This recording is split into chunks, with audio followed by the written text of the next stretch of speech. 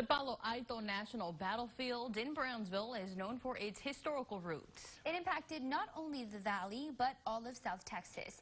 Cameron County Historical Commissioner Gene Fernandez explains in this week's Throwback Thursday. We're at the Palo Alto National Battlefield. There was so much that went on here that affected the rest of the history for the United States and literally for the hemisphere. The independence of Mexico from Spain, 1821. That right there set in motion a series of power plays in Mexico. From 1821 to the time that this battle began in 1846, there were 50 different governments, presidential powers in Mexico, and that's only 24 years.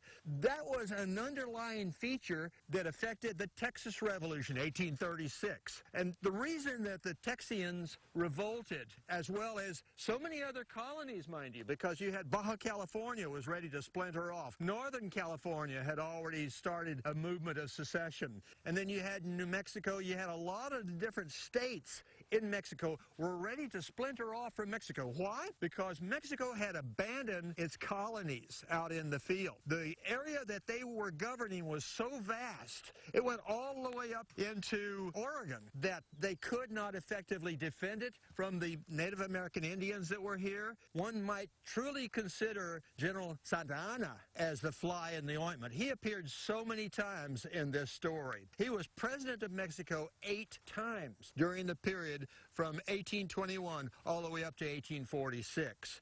Every time they entered into a war between the conservatives and the liberals, you name it, he would take off his presidential hat and put on his war hat. And the start of this conflict, that's culminated in the Battle of Palo Alto, Resaca de la Palma, and then entered on into the Mexican-American War. When President Polk came into the picture, and later on in 1845, he had to determine a hard border for the United States. Texas has already gone through the Battle of San Jacinto in 1836. They were vying for entry into the Union for 9 years, but you can't bring Texas into the Union without establishing where its borders are. The French had the Louisiana territories. Now, on the maps, it designates the Rio Grande as their southern border. Again, when you came down to the war with the Texians in the Battle of San Jacinto, that designated the Rio Grande as the border, but Mexico reneged on that particular treaty and said, no, it's up in the Nueces. General Taylor was assigned to this particular army of occupation. He landed, he gathered his forces up on the East Coast and then the Gulf Coast, and he landed in Corpus Christi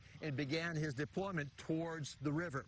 He was coming from Corpus down to what would be Brownsville by the old Spanish trail, the old Indian trail. He was traveling right up to the north here from us and trying to get to building an outpost in Brownsville, which he would call Fort Texas, later called Fort Brown. The Mexican general that was assigned to this particular conflict was General Arista. He got wind of the movements of Taylor when Taylor crossed the Arroyo Colorado, and then he began to position himself for a battle because this was actually considered a declaration of war by American troops being on so-called Mexican soil. The conflict began when Arista saw that Taylor was split between 2 forces. He had his encampment out at Point Isabel, and then he had his other fort that he was building at Fort Texas, which was Fort Brown. So he tried to intervene.